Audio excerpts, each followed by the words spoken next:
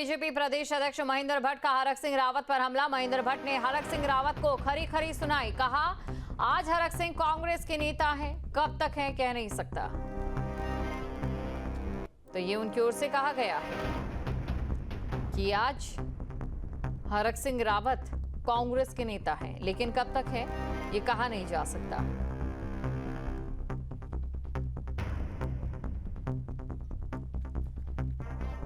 इस समय हरिद्वार में सियासी पारा चढ़ चुका है। पूर्व पार्षद और वर्तमान पार्षद के बीच का झगड़ा अब सीएम दरबार ले जाने के लिए संतों ने पैदल यात्रा शुरू कर दी है।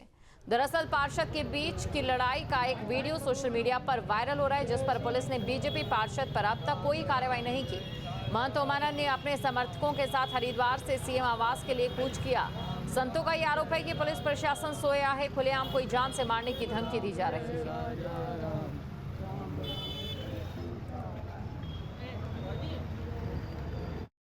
ऐसे गुंडे जो हरिद्वार में खुलेआम घूम रहे हैं, जिन्हें जो प्रशासन सुरक्षा मित्रता की बात करती है, वो प्रशासन आज कहाँ सोया हुआ है। प्रशासन के पूरे संज्ञान में मामला है। इतना गंभीर विषय है कि वो संतों को गाली दे रहा है। खुलेआम मुख्यमंत्री, एसएसपी, डीएम साहब को चुनौती दे रहा है कि उनके भी पास चलेगा, मैं तुम्हें जान से मार डालूंगा। प्रशासन कहाँ सोया हुआ है। उत्तराखंड की स्थापना के रजत जयंती वर्ष उपलक्ष्य में सरकार ने नवंबर में 2 दिन का विशेष सत्र बुलाया है, जिसको लेकर अब सियासत शुरू हो गई है। इसको लेकर कांग्रेस ने तीखी प्रतिक्रिया दी। कांग्रेस इस सत्र को सिर्फ दिखावा कह रही है। वहीं दूसरी ओर बीजेपी का ये कहना है कि सत्र में राज्य की उपलब्धियां, चुनौतियों और भविष्य की योजनाओं पर चर्चा की जाएगी। उत्तराखंड पिछले 25 सालों में अपनी स्थापना के 25वें साल में प्रवेश कर गया है। 25 साल पूरे हो रहे हैं, तो 25 साल की विकास यात्रा में उत्तराखंड कितना आगे बढ़ा है, उत्तराखंड को और कहां जाना है, किस प्रकार से हमको नियोजन करना है, किस प्रकार से विकास योजनाओं को चलाना है, हमने क्या अभी तक पाया है, उन सब का हम आकलन करेंगे। देखिए, जिस तरीके से विधानसभा के सत्र दिखाने के लिए हो रहे हैं, गैरसैंण में 4 दिन का विधानसभा सत्र बुलाया गया, 2.5 घंटे की केवल चर्चा हुई और 1.5 दिन में ही सरकार अपना थैला पैक करके आ गई। ये जनता के धन की भी बर्बादी है। अब विशेष सत्र सरकार बुला रही है, ये सरकार का अपना विषय है कि वो उस सत्र में क्या करना चाहती है, लेकिन जो संविधान के अनुसार सत्र चलाने की समय सीमा है, उस हिसाब से सत्र चलने चाहिए। शर्मनाक है कि फिर विशेष सत्र की आपने बात करी भी तो 2 दिन की। 70 विधानसभाओं का हमारा प्रदेश है और आप 2 दिन का विशेष सत्र बुलाने की तैयारी तब कर रहे हैं जब ऑलरेडी समय होगा शीतकालीन सत्र की। नवंबर महीने में जब राज्य का स्थापना दिवस मनाया जाता है, उस वक्त हम 2 दिवसीय सत्र करेंगे और इस विशेष सत्र में उत्तराखंड ने क्या खोया, क्या पाया, कहाँ जाना था, कहाँ आना था, इस सर पर सब बातों पर डिस्कशन होगा, ये वो कह रहे हैं। गैरसैंण में कार्य मंत्रणा बैठक आपने करी, उसमें 3 दिन का बिजनेस होगा ये बताया गया और मात्र 1.5 दिन में आप बोरिया बिस्तर समेट के वापस देहरादून आ गए। तो आप लोगों की बस की विशेष सत्र चलाना है कहाँ। और मैं आपको बताती हूँ मुख्यमंत्री जी, उत्तराखंड ने क्या खोया, क्या पाया। आपके कार्यकाल में उत्तराखंड ने अपना सौहार्द खोया है। और बागेश्वर दौरे पर मुख्यमंत्री पुष्कर सिंह धामी सुबह 11:30 बजे पंतनगर एयरपोर्ट से होंगे रवाना। दोपहर 12 बजे डिग्री कॉलेज मैदान बागेश्वर पहुंचेंगे। 12:50 पर बैसानी में आपदा प्रभावितों से मुलाकात करेंगे और राहत बचाव कार्यों का स्थलीय निरीक्षण करेंगे। 2:10 पर लौटकर फिर बागेश्वर पहुंचेंगे। ये बड़ी खबर आपको बता रहे हैं। दोपहर 12 बजे डिग्री कॉलेज मैदान बागेश्वर पहुंचेंगे। तो 12:50 पर बैसानी में आपदा प्रभावितों से मुलाकात यहां पर करेंगे। राहत बचाव कार्यों का स्थलीय निरीक्षण किया जाएगा।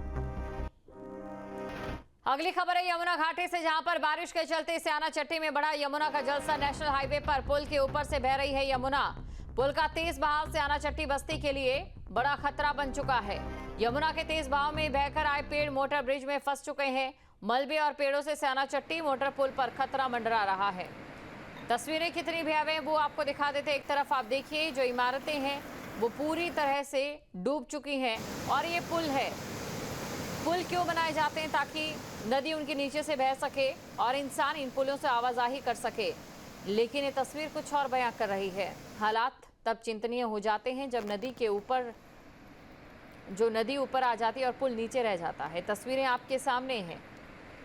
कि कैसे नदी का पानी इस समय लगातार बढ़ता जा रहा है, पुल के ऊपर से बह रहा है। तस्वीरों में आप देखिए, और साथ ही साथ जो मलबा सिल्ट आता है, लकड़ियां आती हैं, जो उखड़े हुए वृक्ष होते हैं उनके तने यहाँ पर आ जाते हैं, या बोल्डर आते हैं। जाहिर तौर पर अगर ऐसा ही स्तर रहा तो इस पुल को अपने साथ बहाकर लेकर चले जाएंगे। उत्तराखंड की स्थापना के रजत जयंती वर्ष उपलक्ष्य में सरकार ने नवंबर में 2 दिन का विशेष सत्र बुलाया है, जिसको लेकर अब सियासत शुरू हो गई है। इसको लेकर कांग्रेस ने तीखी प्रतिक्रिया दी है। कांग्रेस इस सत्र को सिर्फ दिखावा कह रही है, तो वहीं दूसरी ओर बीजेपी का ये कहना है कि सत्र में राज्य की उपलब्धियों, चुनौतियों और भविष्य की योजनाओं पर चर्चा की जाएगी। उत्तराखंड पिछले 25 सालों में अपनी स्थापना के 25वें साल में प्रवेश कर गया है। 25 साल पूरे हो रहे हैं, तो 25 साल की विकास यात्रा में उत्तराखंड कितना आगे बढ़ा है, उत्तराखंड को और कहां जाना है, किस प्रकार से हमको नियोजन करना है, किस प्रकार से विकास योजनाओं को चलाना है, हमने क्या अभी तक पाया है, उन सब का हम आकलन करेंगे।